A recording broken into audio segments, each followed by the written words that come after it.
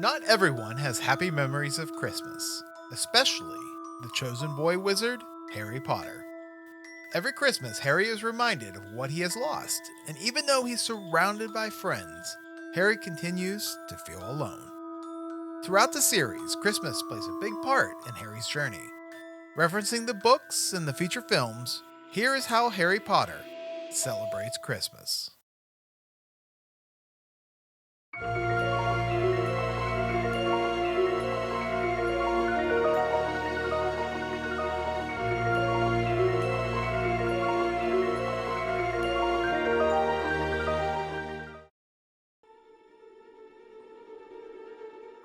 Year 1, The Sorcerer's Stone.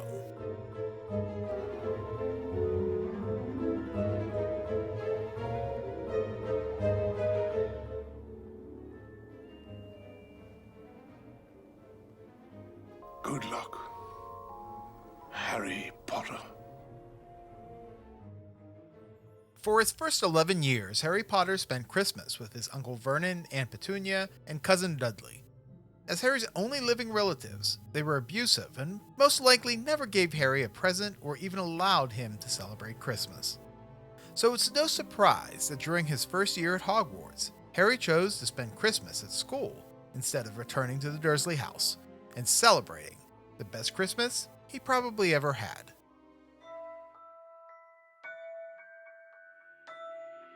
Right before Christmas, Hogwarts awoke to a fresh blanket of snow, with Hagrid cutting down the tree for the Great Hall. Before leaving for the break, Hermione reminds Harry and Ron that they need to look into the restricted section at the library to search for information about Nicholas Flamel and his connection to the Sorcerer's Stone. You can help Harry then. He's going to go and look in the library for information on Nicholas Flamel. We've looked 100 times. Not in the restricted section. Happy Christmas. I think we've had a bad influence on her. Unlike previous Christmases, Harry was not alone. The Weasley brothers, Ron, along with the twins Fred and George, got in trouble for pelting Professor Quirrell with snowballs.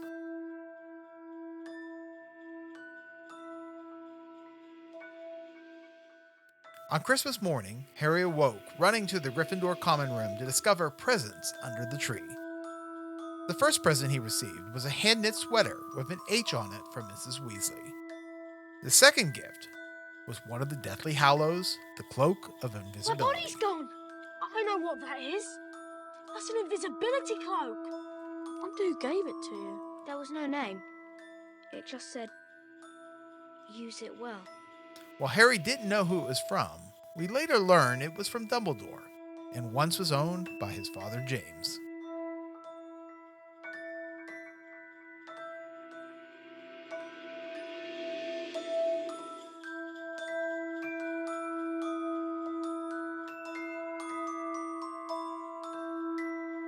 Harry decides to use the cloak to sneak into the restricted section of the library. Almost getting caught by Mr. Filch and Snape, Harry comes upon the Mirror of Erised, where he gets a glimpse of his deceased parents.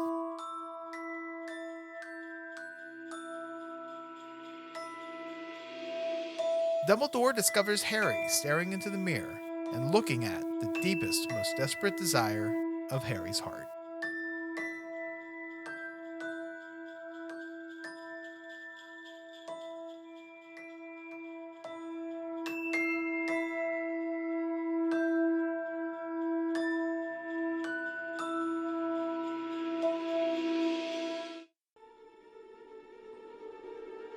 Year 2, The Chamber of Secrets.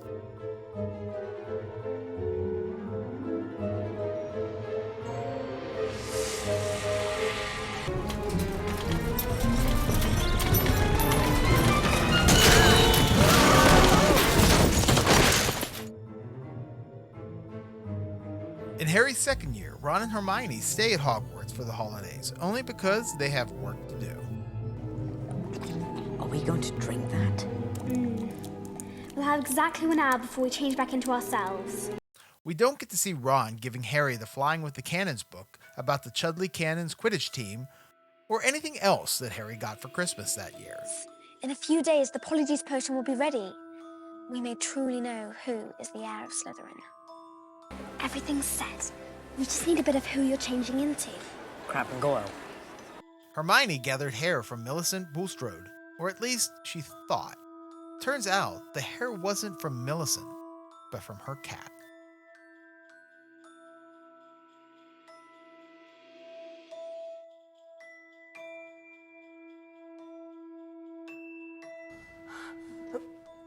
Harry?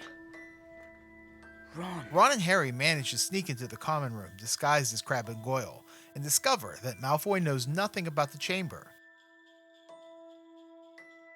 But the incident does keep Hermione in the hospital as they try to return her back to normal.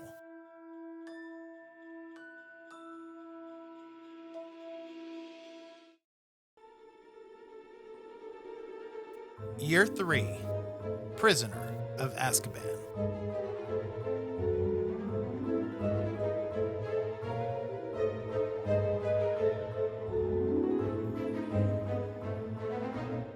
Harry's third Christmas at Hogwarts finds numerous differences between the book and the film.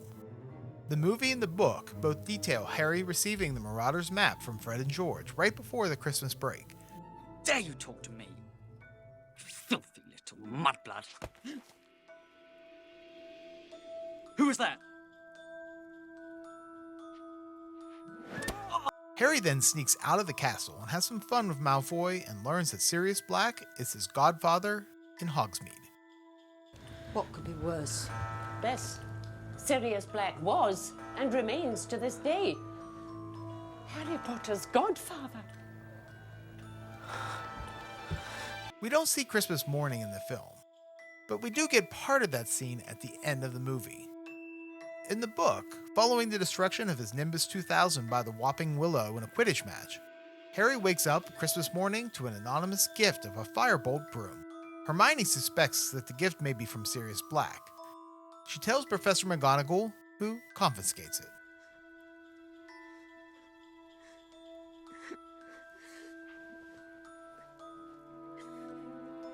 He was their friend. And he betrayed them. I hope he finds me. Because when he does, I'm gonna be ready. When he does, I'm gonna kill him. The film, though, ends with Harry receiving the firebolt, but this time, we know it is from Sirius.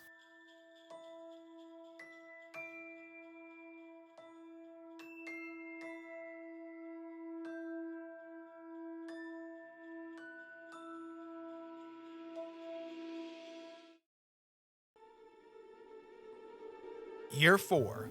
The Goblet of Fire. Lies ahead. And again, we all are.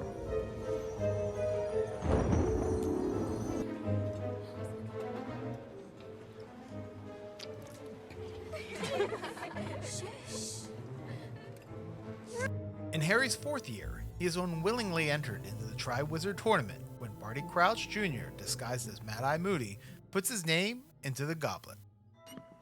Since its inception, on Christmas Eve night, we and our guests gather in the Great Hall for a night of well-mannered frivolity. The Yule Ball is first and foremost a dance. In celebration of the tournament, everyone stays at school for the holiday to attend the Yule Ball.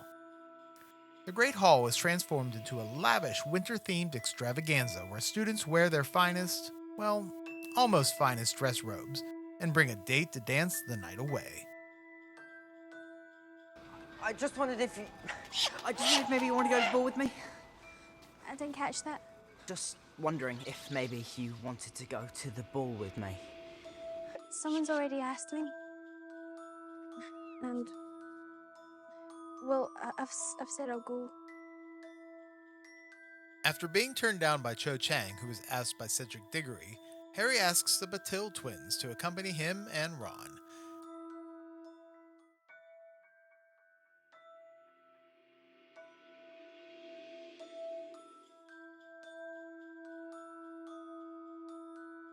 Ron becomes jealous when Hermione attends the ball with Victor Crumb in her flowery pink gown. After an initial dance with the Tri-Wizard champions, the Weird Sisters put on a concert performing the song Do the Hippogriff. The night ends as most school dances do, with the boys jealous and the girls crying on the stairs.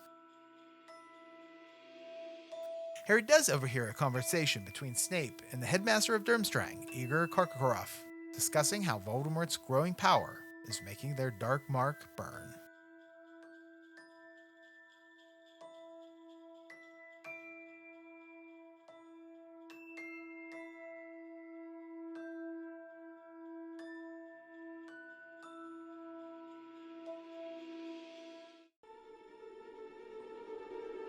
Year 5, Order of the Phoenix.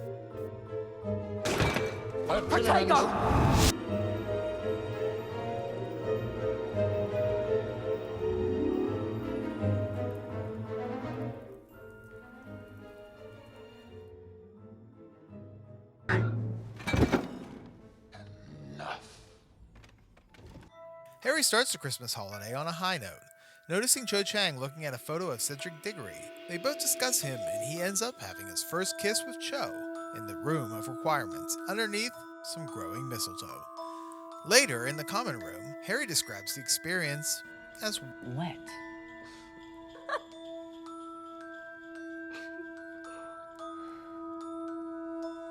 as Christmas finds Harry hiding out at Grimmauld Place with Sirius, Hermione, and the Weasley family. Bandaged up, Arthur Weasley is recovering from an attack from Voldemort's snake Nagini at the Department of Mysteries. He was saved because of the dream or vision that Harry had of the event, and let Dumbledore know what he saw. They've got him, Albus. It was close, but they think he'll make it. What's more, the Dark Lord failed to acquire it. Oh, thank goodness. Next we need... Look at me! What's happening to me? The book takes a different route and goes into much more detail as we see Arthur Weasley in St. Mungo's Hospital for Magical Maladies and Injuries. While visiting, Harry, Ron, and Hermione see Neville Longbottom with his grandmother visiting Neville's parents, who have tragically been in the hospital for 14 years after being tortured through their use of the Cruciatus Curse by Bellatrix Lestrange. I would not be here. Harry. Harry. While Arthur recovered, Harry spent time with Sirius and learned about the Black family history as he worries that he may be possessed by Voldemort.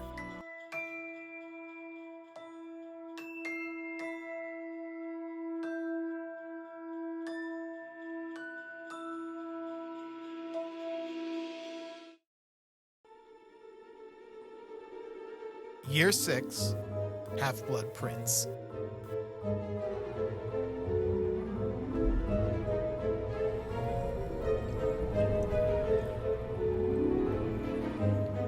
That's from Milton Vane.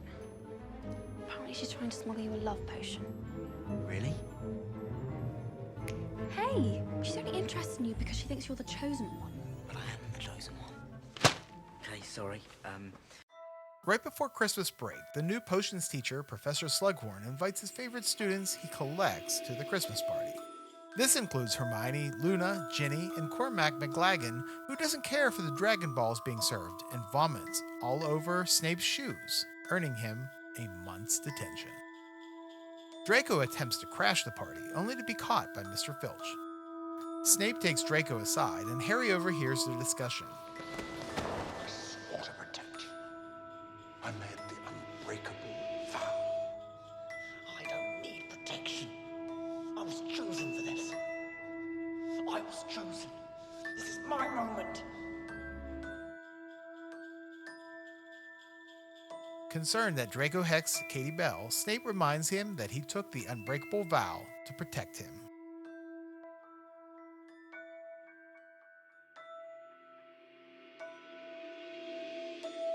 Harry spends Christmas with the Weasley family, along with Lupin and his wife Nymphadora Tonks. They discuss who they can trust as Harry tells them of Snape's conversation with Draco. It's here where we begin to see the relationship with Ginny blossom as she feeds him some Christmas appetizers, only to be interrupted by Ron with a plate of cookies.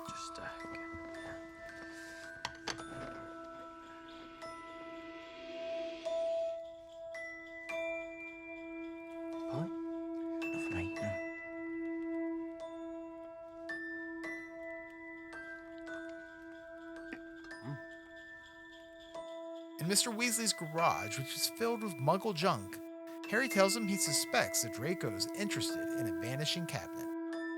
Arthur Weasley tells Harry that that kind of cabinet would magically transport Death Eaters to another cabinet located elsewhere.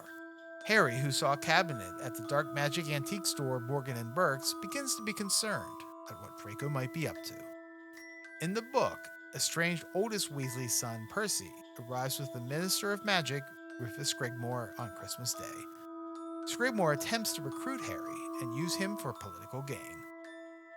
The book also goes into detail about Harry receiving a present of maggots from Creature and Ron receiving a sweetheart necklace from Lavender Brown. Christmas break concludes with the Death Eaters attacking the burrow. The werewolf, Fenrir Greyback, and Bellatrix Lestrange confronts Harry and Ginny and burns down the Weasley home.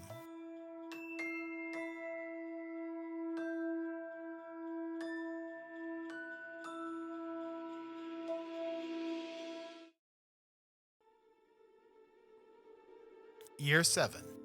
The Deathly Hallows.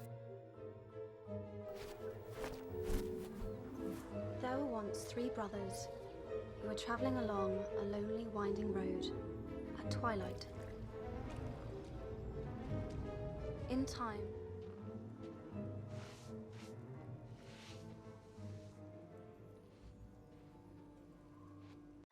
A year later, Harry and Hermione are camping out in the woods as they hide from the Death Eaters while also searching for the remaining Horcruxes. Ron abandoned them, leaving Harry feeling at his lowest time in life.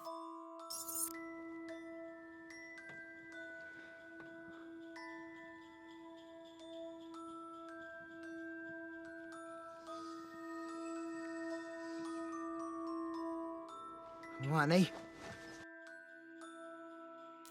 On Christmas Eve, Harry and Hermione decide to visit Godric's Hollow to search for answers on what their next move should be. They find Harry's childhood home, where his parents lived and died from Voldemort's attack.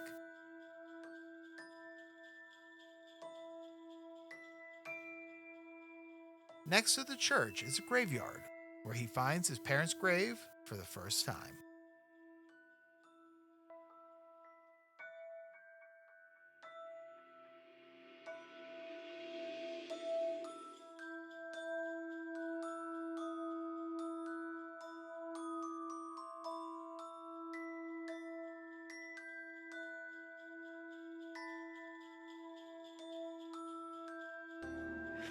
Merry Christmas, Hermione.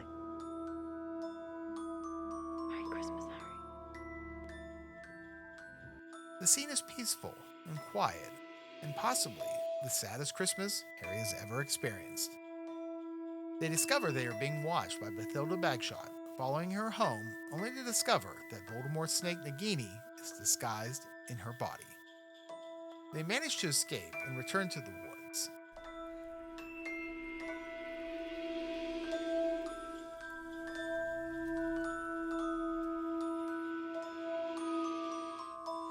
That night, Harry is lured by a Patronus doe, leading Harry to a frozen pond, discovering the Sword of Gryffindor at the bottom of the pond. Harry begins to drown from the Horcrux locket, choking him from around his neck.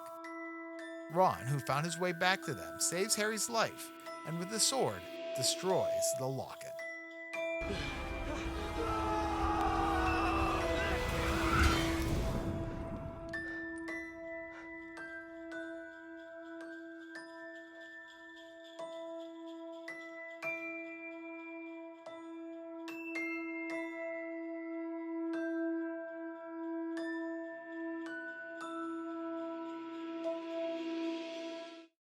Following the Battle of Hogwarts, where Harry finally defeats Voldemort, his life greatly improves.